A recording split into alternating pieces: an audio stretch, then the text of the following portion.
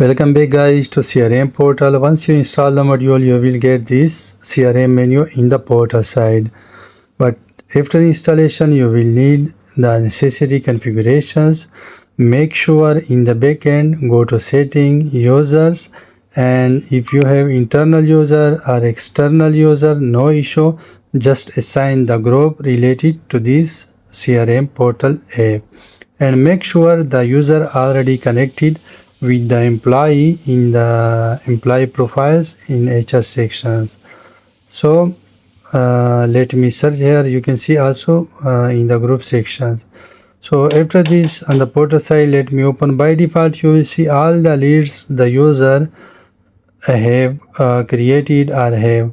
You can also search in different stages etc. You can also view and edit the leads, and you can also create a new one from here. Let me try, and let me enter some data here also, and let me okay, it's okay, and let me put enter customer name, and it's okay. No, I will enter the expense. Okay,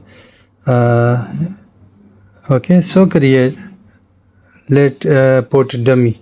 Okay, so after that I will create. So you can see this lead created in the backend. If I go to the CRM and remove the default filter, so you will see the lead in the new stage. You can see here.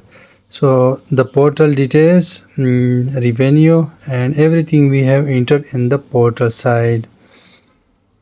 So where you can get this module, let me explain this as well as to you. So before, you can see all the details customer related and the leads you have created. So once a pro, let me refresh here. After one the lead, you cannot edit. So I hope you clear this point.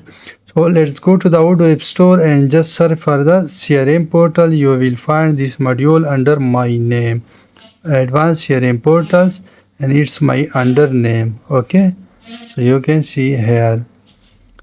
And if you need advanced portals that have a lot of functionality regarding to HR and employee, so you can search this one as well as which have a great features for you, and it will maximize the HR productivity.